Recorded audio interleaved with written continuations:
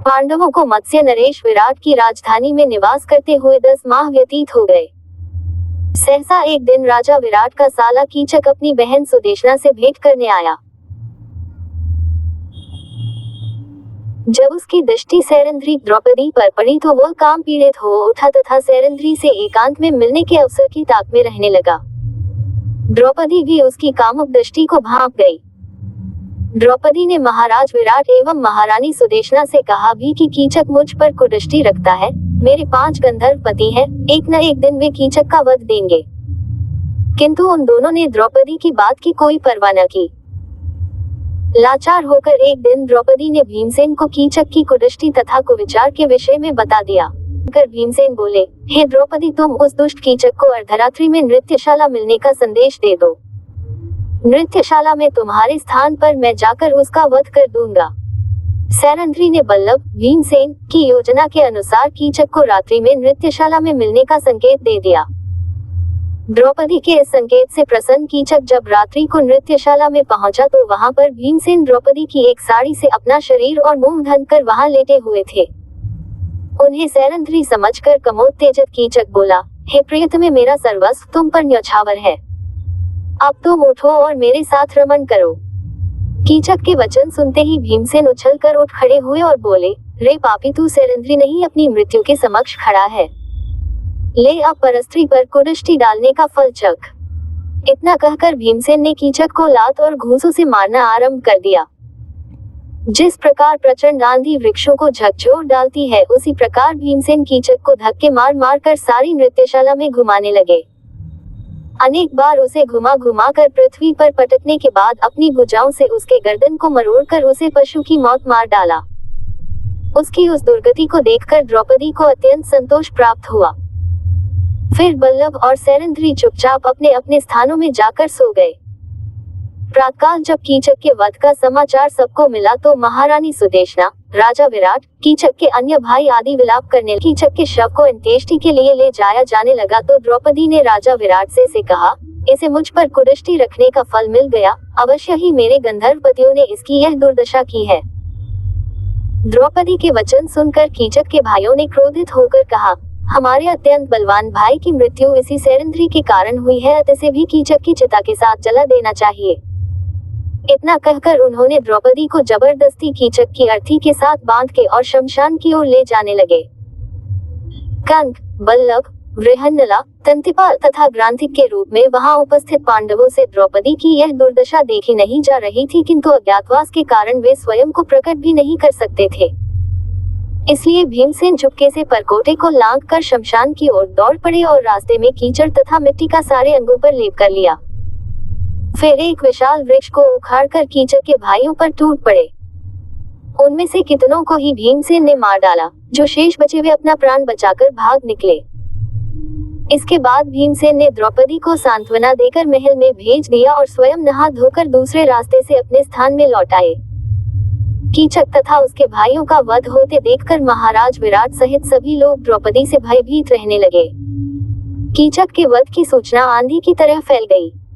वास्तव में कीचक बड़ा पराक्रमी था और उससे त्रिगर्त के राजा सुशर्मा तथा हस्तिनापुर के कौरव आदि डरते थे। महल में केवल राजकुमार उत्तर ही थे। प्रजा को रक्षा के लिए गुहार लगाते देखकर सैरंध्री, द्रौपदी से रहा न गया और उन्होंने राजकुमार उत्तर को कौरवों से युद्ध करने के लिए न जाते हुए देखकर खूब फटकारा। सैरंध्री की फटकार सुनकर राजकुमार उत्तर ने शेखी बघारते हुए कहा, मैं युद्ध में जाकर कौरवों को अवश्य हरा देता, किंतु असमर्थ हूँ, क्योंकि मेरे पास कोई सारथी नहीं है। उसकी बात सुनकर सैरंध्री ने कहा, राजकुमार वृहन्नला बहुत निपुण सारथी है और वह कुंती पुत्र अर्जुन का सारथी रह चुकी है। तुम उसे अपना सारथी बनाकर युद्ध के लिए जाओ। अंततः राजकुमार उत्तर वृहन्नला को सारथी बनाकर युद्ध के लिए निकला। उस दिन पांडवों के अज्ञातवास का समय समाप्त हो चुका था तथा उनके प्रकट होने का समय आ चुका था। उर्वशी के शापवश मिली अर्जुन की नपुंसकता भी खत्म हो चुकी थी। आत्मार्ग में अर्जुन ने उस शमशान के पास, जहां पांडवों ने अपने अस्त्र शस्त्र छुपाए थे, रथ रोका और चुपके से अपने हथियार ले लिए। जब उनका रथ युद्ध भूमि में पहुंचा तो कौरवों की विशाल सेना और भीष्म, द्रोण, कर्ण, अश्वत्थामा, दुर्योधन आदि पराक्रमी योद्धाओं को देखकर राजकुमार उत्तर अत्यंत घबरा गया और बोला, बृहन्नला तुम रथ वापस ले चलो, मैं इन योद्धाओं से मुकाबला नहीं कर सकता। बृहन्नला ने कहा, हे राजकुमार, किसी भी क्षत्रिय पुत्र के लिए युद्ध में पीठ दिखाने से तो अच्छा है कि वह युद्ध में वीरगति प्राप्त कर ले। उठाओ अपने अस्त्र शस्त्र और करो युद्ध। किंतु राजकुमार उत्तर पर बृहन्नला के वचनों का कोई प्रभाव नहीं पड़ा और वह रथ से कूदकर भागने लगा। इस पर अर्जुन बृहन्नला ने लपक कर उसे पकड़ लिया और कहा, राजकुमार, भयभीत होने की आवश्यकता नहीं है, मेरे होते हुए तुम्हारा कोई भी कुछ नहीं बिगाड़ सकता। आज मैं तुम्हारे समक्ष स्वयं को प्रकट कर रहा हूँ। मैं पांडुपुत्र अर्जुन हूँ और कंक युधिष्ठिर, बल्लभ भीमसेन, तंतिपाल नकुल तथा ग्रांथिक सहदेव हैं। अब मैं इनसे युद्ध करूंगा, तुम अब इस रथ की बागडोर संभाल। वचन सुनकर राजकुमार उत्तर ने गदगद होकर अर्जुन के पैर पकड़ लिया कि देवदत्त शंख की ध्वनि रणभूमि में गूंज उठी। उस विशिष्ट ध्वनि को सुनकर दुर्योधन भीष्म से बोला, पितामह, ये तो अर्जुन के देवदत्त शंख की ध्वनि है, अभी तो पांडवों का अज्ञातवास समाप्त नहीं हुआ है। अर्जुन ने स्वयं को प्रकट कर दिया, इसलिए अब पांडवों को पुनः 12 वर्ष का वनवास और 1 वर्ष का अज्ञातवास भोगना होगा। दुर्योधन के वचन सुनकर भीष्म पितामह ने कहा, दुर्योधन, कदाचित तुम्हें ज्ञात नहीं है कि पांडव काल की गति जानने वाले हैं, बिना अवधि पूरी किए अर्जुन कभी सामने नहीं आ सकता। मैंने भी गणना कर लिया है कि पांडवों के अज्ञातवास की अवधि पूर्ण हो चुकी है। दुर्योधन एक दीर्घ निश्वास छोड़ते हुए बोला, अब जब अर्जुन का आना निश्चित हो चुका है तो पितामह हमें शीघ्र ही व्यूह रचना कर लेना चाहिए। इस पर भीष्म ने कहा, वत्स, तुम 1/3 सेना लेकर गौओं के साथ विदा हो जाओ, शेष सेना को साथ लेकर हम लोग यहाँ पर अर्जुन से युद्ध करेंगे। भीष्म पितामह के परामर्श के अनुसार दुर्योधन गौओं को लेकर 1/3 सेना के साथ हस्तिनापुर की ओर चल पड़ा। ये देखकर कि दुर्योधन रणभूमि से लौटकर जा रहा है, अर्जुन ने अपना रथ दुर्योधन के पीछे दौड़ा दिया और भागते हुए दुर्योधन को मार्ग में ही घेरकर अपने असंख्य बाणों से उसे व्याकुल कर दिया। अर्जुन के बाणों से दुर्योधन के सैनिकों के पैर उखड़ गए और वे पीठ दिखाकर भाग गए। सारी गौएं भी रिंभाती हुई विराटनगर की ओर भाग निकली। दुर्योधन को अर्जुन के बाणों से घिरा देखकर कर्ण, द्रोण, भीष्म आदि सभी वीर उसकी रक्षा के लिए दौड़ पड़े। कर्ण को सामने देखकर अर्जुन के क्रोध का पारावार न रहा।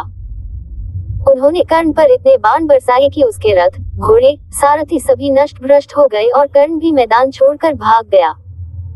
कर्ण के चले जाने पर भीष्म और द्रोण एक साथ अर्जुन पर बाण छोड़ने लगे, किंतु अर्जुन अपने बाणों से बीच में ही उनके बाणों के टुकड़े टुकड़े कर देते थे। अंततः अर्जुन के बाणों से व्याकुल होकर सारे कौरव मैदान छोड़कर भाग गए। कौरवों के इस प्रकार भाग जाने पर अर्जुन भी विजय शंख बजाते हुए विराटनगर लौट आए।